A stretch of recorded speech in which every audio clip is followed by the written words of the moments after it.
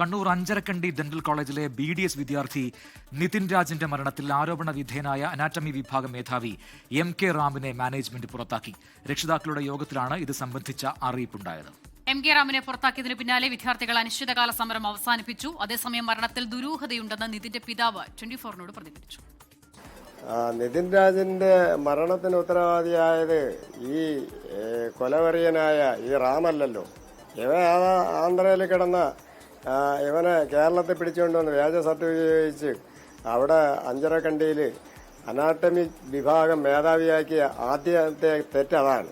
പക്ഷേ ഇതിൻ്റെ ഇടയിൽ പ്രവർത്തിച്ചത് ഒരുപാട് കറുത്ത കരങ്ങളുണ്ട്. വാർഡൻ കമലഹാസനുണ്ട്, ശ്രീലേഖ നമ്പ്യാരുണ്ട്, ശ്രീലത മേഡമുണ്ട്, ഇപ്പോൾ പുതിയ പ്രിൻസിപ്പാളെന്ന് പറയുന്ന വിനോദ് മോഹനി, പിന്നെ ഒരു പ്യൂണ്, യവന്മാരെല്ലാം ഉണ്ട്. യവന്മാരെ എല്ലാം നിയമത്തിൻ്റെ മുന്നേ കൊണ്ടുവന്ന് കയ്യും കാലും അടിച്ചൊടിച്ച് കെട്ടിത്തൂക്കി വധശിക്ഷ കൊടുത്താൽ പോലും തീരുന്നതാണോ ഈ കാണിച്ച തെമ്മാടിത്തരം? അജീഷ് ജയകുമാർ കണ്ണൂരിൽ നിന്ന് ചേർന്ന് കൂടുതൽ വിവരങ്ങളുമായി. അജീഷ്, നിതിൻ രാജിന്റെ മരണത്തിന് ശേഷം ഒരു നടപടിയും ആരോപണ വിധേയർക്കെതിരെ ഉണ്ടാകുന്നില്ല എന്ന കാര്യം ചൂണ്ടിക്കാണിച്ച് വലിയ പ്രതിഷേധം അഞ്ചരക്കണ്ടിയിലും സംസ്ഥാനത്തിന്റെ വിവിധ ഭാഗങ്ങളിലൊക്കെ ഉയർന്നു വന്നതാണ്.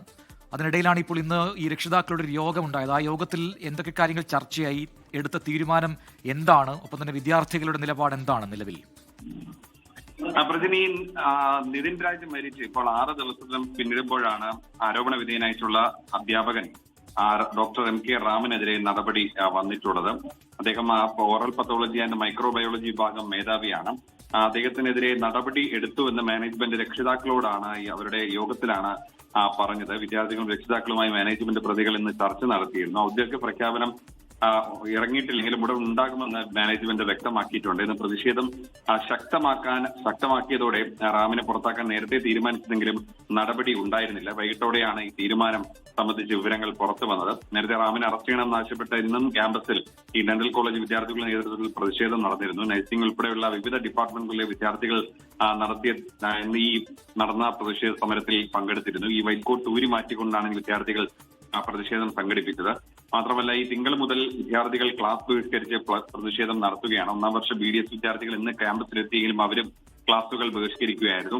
എന്തായാലും ഈ പ്രതിഷേധങ്ങൾക്ക് ഒടുവിലാണ് ഈ MK റാമിനെ പുറത്താക്കാൻ മാനേജ്മെന്റ് തീരുമാനിച്ചിട്ടുള്ളത്. എന്തായാലും ഈ രണ്ടുപേരും ഈ ആരോപണ വിധേയരായ ആത്മഹത്യാ പ്രേരണ കുറ്റം ചുമത്തപ്പെട്ട 2 അധ്യാപകരും നിലവിൽ ഒളിവിലാണ്. ഇവരെ കണ്ടെത്താനുള്ള ശ്രമത്തിലാണ് പോലീസ് ഉള്ളത്.